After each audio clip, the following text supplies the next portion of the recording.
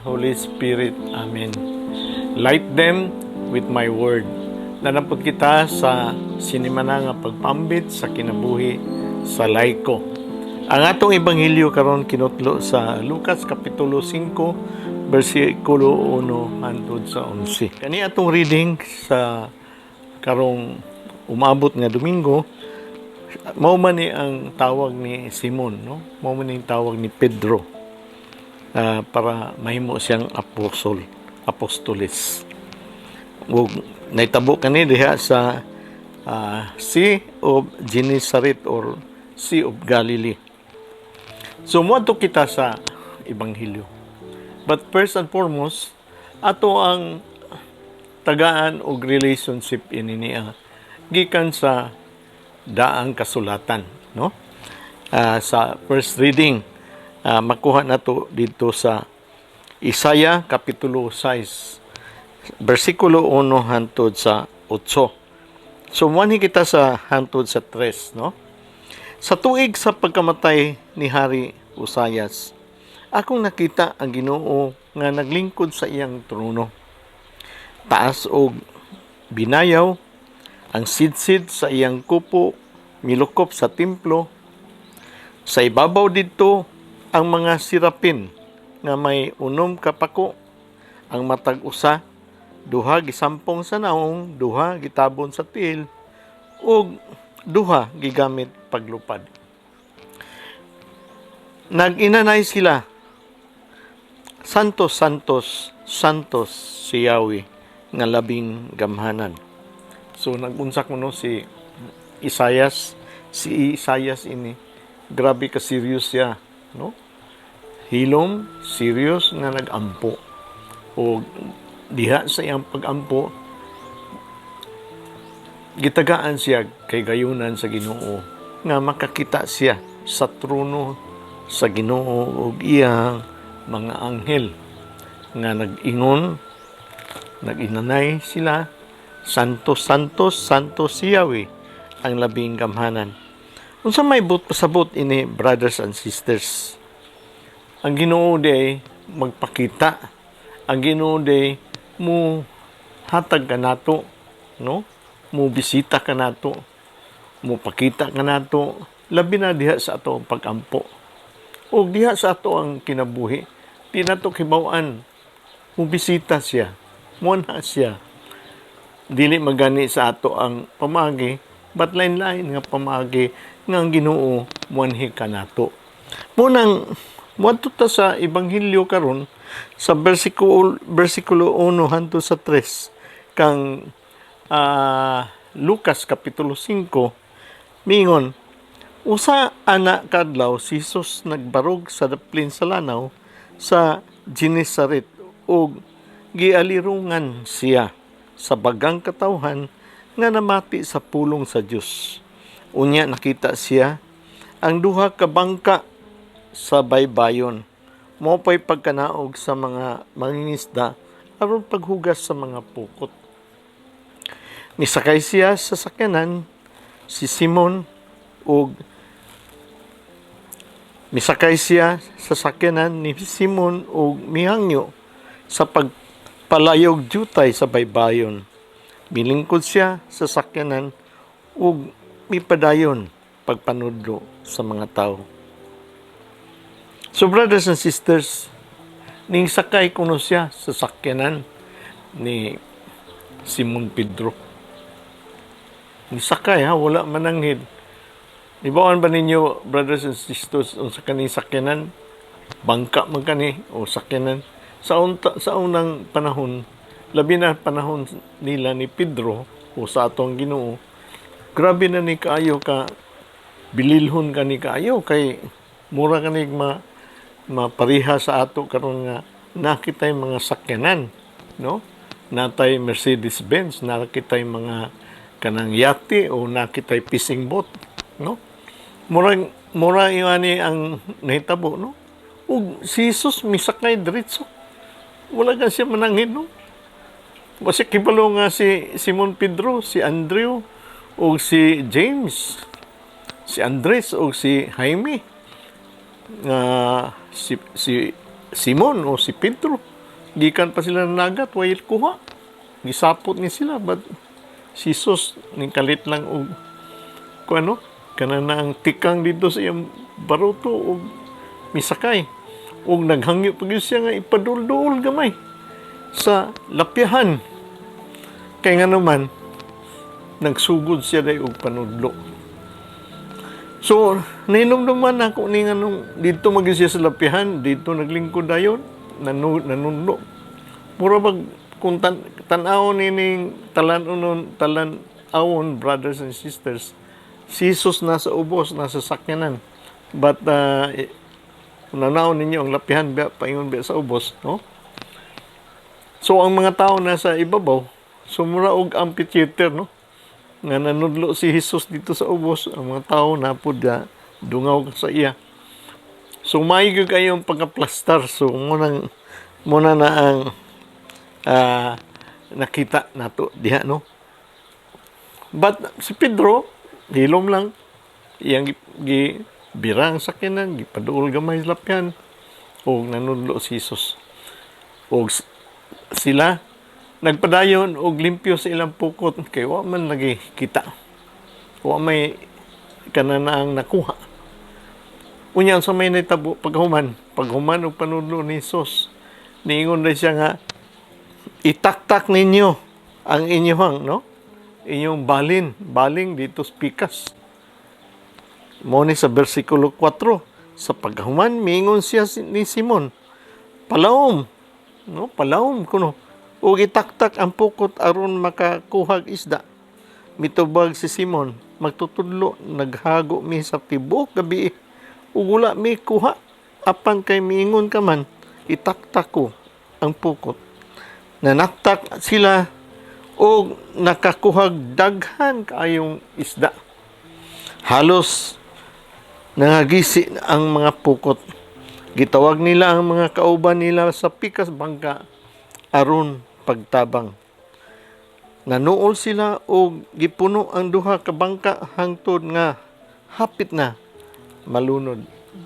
So brothers and sisters, human si Jesus nga nanudlo, wala mananghid, ni sulod dito, ni adto dito sa sakyanan, naglingkod, gisugo si Pedro, gisugo pag yun niya, o pagpalawom ka mo, balik ka mo dito, o itaktak ang inyong kananang pukot. Ngani mitubag si Pedro nga, tungang gabi, grabe na among kuan kanang tibuok gabi nga pangisda, wala mi kuha karon adlawang dako, no? Adlawang dako ipabalik mi nimo, no? Siguro si Pedro ning balik dito sa dagat, nagpalawom sa laod, grabe sigurong tamudmod, grabe ganyan tamudmod, no? But nisugot siya. So usa ka butang nga kanana ang makita nato nini, ning sugot siya bisan og napungot, bisan og kanana ang hibalo siya nga imposible ang gisugo sa Ginoo. But brothers and sisters, unsay resulta, no? Daghan kayong isda, halos malunod na sila, halos magisi ilang pukot. Nanawag sila glaing bangka para mutabang sa ila, og puno gayud ang duha ka bangka. Og unsay nahitabo, hapit sila malunod, og of course nalipay sila, daghan kayo ang sana kanana ang kuha, no? Unsa may panag-ingnan ini sa ato ang kinabuhi, no? Dito sa unahan sa ato ang reading, mikalit ng si Jesus ug anha ug tunga. Dito kang Isaya, may pakita ang ato ang Ginoo kang Isaya, no? Nay relasyon dae dining atong ebanghelyo karon sa kang Isaya. May pakita ming duaw, ming anha na diha sa ato ang kananaang kinabuhi or buluhaton sa atong adlaw-adlaw nga kinabuhi ang Ginoo, labi na si Jesus, no? Diha kang Simon. Unsay nitabo? Usay dili niya kasabtan, bisag kita dili ta kasabot. Mo pareha ka ta ni Pedro nga mosugot nga ipabalik o kanana ang taktak sa pukot magpalawom sa ato ang kinabuhi na natay ato ang ginabuhat wala ta mo saler, walay epekto o walay resulta. Apan giingnan ta sa Ginoo sa ato ang pagampo nga sulay og balik adtuoy og balik, no? Labi na sa ato ang panginahanglanon, labi na sa ato ang trabaho, labi na sa ato ang kanang pangimpinyo diha sa ato ang panginabuhi, labi na og nay problema nato sa atong relasyon, baliki og istorya adtuoy, no? Human na lagi na ako istorya, Lord, labi na husband and wife nga ato ang relasyon, human na lagi, Lord, di lagi na siya maminaw. Batwa na ato may bawi nga Ginoo nauna pa sa ato nahibalo sa ato, nahibalo sa iyang katuyuan, nahibalo po sa atong sitwasyon. Tanawa si Simon, grabe kadaghan sa mga isda nga nakuha nila, no? Munang brothers and sisters, munang si Pedro gatamudmud siya, nisugot siya. Usap po din nani ato ang kinabuhi, no? Tagaan kita og kanana ang mensahe sa ato ang Ginoo. Diha na dili lang diha sa atong pag-ampo, diha sa ato ang inadlaw-adlaw nga panginabuhi. But ang uban kanato sugot, tamudmud, pangimaraot, uban pa, ang uban di wa gyud sugot. Nining bahin na si Pedro ni sugot. Pagkakita gyud niya nga grabe kadako sa milagro nga gihatag sa Ginoo, tabang sa Ginoo, grabe kadaghan sa isda. Mihapa siya sa bersikulo 8, no? Niini si Pedro mihapa sa atubangan ni Hesus ug mingon, palayo nako Ginoo kay makasasala ako. Mao na pareha kang Elias pagtawag kaniya sa Ginoo, unya niya namguhan ang iyang makasasala. Kana kunong tawagon kuno ta pareha ni Pedro, pareha ni Elias. Pagtawag niya na magtamudmud ta sa iyang instruction sa ato, paghuman na gihatagan ta bisag sa atong pagkamagkasasala. Gipakita sa Ginoo. Pareha ni Elias nagpakita sa iya ang Ginoo. Kang Pedro nakita niya unsa kadaghan nga abot sa ilang pagbaling, pagpangisda. Tungod sa grabe nga kadako sa gihatag sa Ginoo kaniya, naamguhan dayon niya ang sala niya. Ingon na ta kanunay, maamguhan, maulaw ta sa atong kaugalingon, no? Maamguhan na ito nga, di magkuangayan yung tagaan niya sa Ginoo. Munang naamguhan niya, bisan si Elias sa versikulo 4, no? Sa ilang tingog ang mga sukaranan sa ilang ganghaan, nauyog og ang templo na puno sa aso. Mingon ko, kaluoy nako, gihukman nako, kay hugaw man kog nagpuyo uban sa mga taong hugaw ug baba o mga makasasala. Gani nakit-an pa nako ang hari si Yahweh nga labing gamhanan. Unya usa ka sirapin milupad paingon nako, sa iyang kamot may binagang uling nga gikuha ginamit ang kumpit sa altar. Iyan ning padapat sa akong baba ug mingon, tanawa, midapat ni sa imong nabil, napapas ang imong sala ug nabayaran ang imong kasaypanan. Sumuni gibuhat ni Pedro. Hapa gid siya diretso ug nangay pasaylo. Yung siya nga, pahawa, palayo kanako Ginoo, kay ako makasasala. Naamguhan ko nga unsa ako nga mga sala apan imo akong giapiman, imo kong gipakita, imo kong gipili, no? Mo man ni gipili sa Ginoo diha kang Pedro siya mianha. Diha siya kang Pedro naghangyo. Diha siya kang Pedro nagtawag. No? Gitawag siya. Pamaagi sa Ginoo ang atong buhaton para makaani kitag daghan. Unsay gistorya sa Ginoo paghuman yan? Ayaw kadlok Pedro. Ayaw paghapa diha. Ayaw kadlok. Gikan karon managat ka nag mga tao. Gikan karon maapil ka na sa akong misyon sa pagsangyaw sa mga balita dito sa mga katawhan nga wala makasabot, wala makaila, wala makahibalo nga naaday kaluwasan. Sa versikulo 9, nangalipay silang tanan tungod sa nakuha nilang isda. Ingon man ang mga anak ni Zebedeo, si Jaime o si Juan, mga kauban ni Simon. Unya miingon si Jesus kang Simon. Mao ni siya, no? Simon, ayaw kahadlok. Bangon. Gikan karon managat ka ng mga tao. Human nilag dala sa mga bangka sa mamala. Mibiya sila o misunod ni Jesus. No? Mungutan na mo asa na itong mga isda. Ilang nakuha.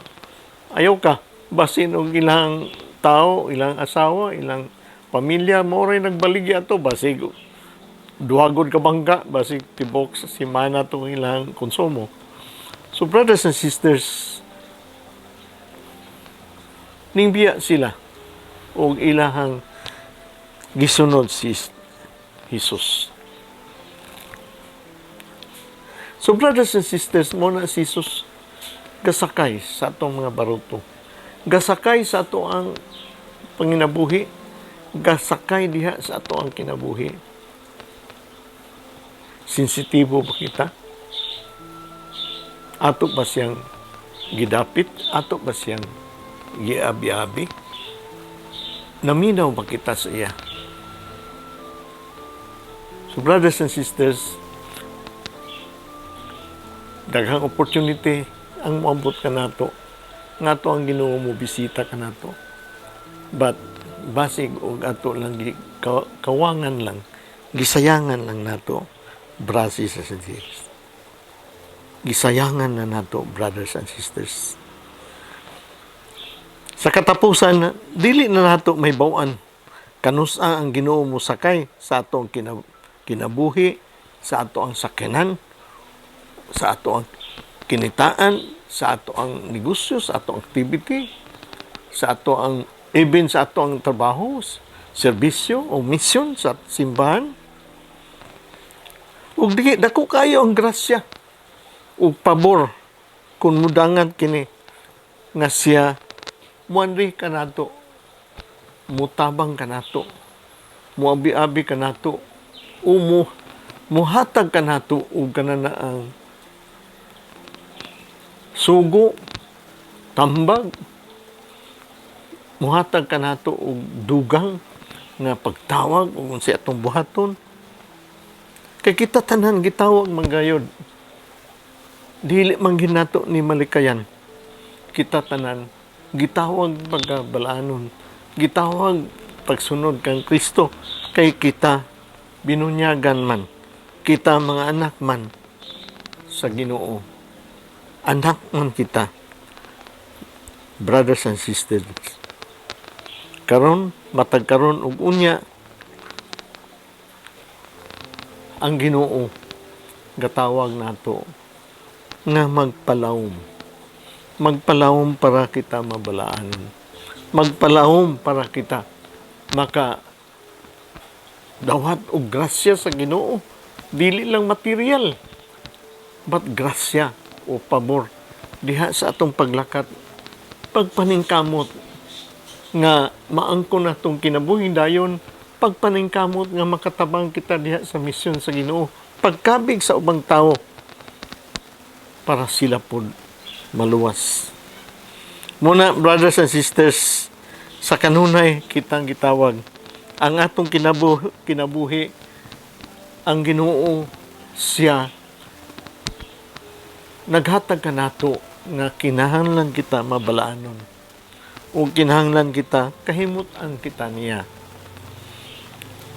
Sa Isaya, di wala siya makuli. Human niya nakita ang Ginoo. Human ningkunsan ang Ginoo diya sa kaniya. Tungod sa iyang pagkamakasasala nga na-experience niya, na sinati niya, gipasaylo siya. Gipasaylo siya ang mga kasalanan. Wala gi siya magmakuli. Kita unta, dili punta ta magmakuli. No? Kay tamudmuran ta. Babaon ta. No? Gawas sa atong pagkamarites. Hasta ang Ginoo, gimarites. Nga naman, imarites man nato ang kaparian. Imarites man nato ang gaserbisyo sa Ginoo. Nan, gimarites nimo ang mga katawhan sa Ginoo nga nagserbisyo. Imong gimarites ang atong Ginoo. So brothers and sisters, sayon kayo ang pag-answer, pagsitubag ni Isaya. Iyon siya nga sa verse 8, no? Sa Isaya Kapitulo 6, versikulo 8, iyang gitubag ang tawag sa Ginoo. Ania ako, Ginoo, ako ang imong ipadala. Kani nagpakita nga kita gayud. Ready kagid ta kanunay. Andam gayud kita mutubag sa Ginoo kung siya moanhi kanato kanunay. We have to be very sensitive, no? Labi na katong kanunay nag-ampo. O takibalungan na ang Ginoo. Kanunay na siyang instruction kanato, gatubag kanato. Ba't dili nato makasabtan kay naamang kita'y agenda? So brothers, iya gyud agenda sa Ginoo. Maminaw gayud kita. Kay kita kanunay nga gitawag sa Ginoo. Otherwise, mawagtang sa ato ang dako kayong kananaang kahigayunan kanato nga maduol kita sa Ginoo, mauban kita sa Ginoo, labi na sa kinabuhi o sa iyang misyon. Salamat kayo o may gabi kaninyong tanan. Light them with my word. Kung okay lang sa inyo, pwede kong maghatag o kanang inyong pamalandong. Simple nga pamalandong. Sa versikulo 8, palayo nako Ginoo kay makasasala ako. Ang pangutana, no, sa ato ang pamalandong, unsa man ang mga sala sa akong binuhatan nga nakapalayo kanako sa Ginoo. Unsa ang mga kahigayunan sa pagkasala nga akong andam nga pagabiyaan. Salamat kayo may gabi sa tanan. Sa ngalan sa Amahan, sa Anak, sa Espiritu Santo, light them with my word. Sa sunod nga simana,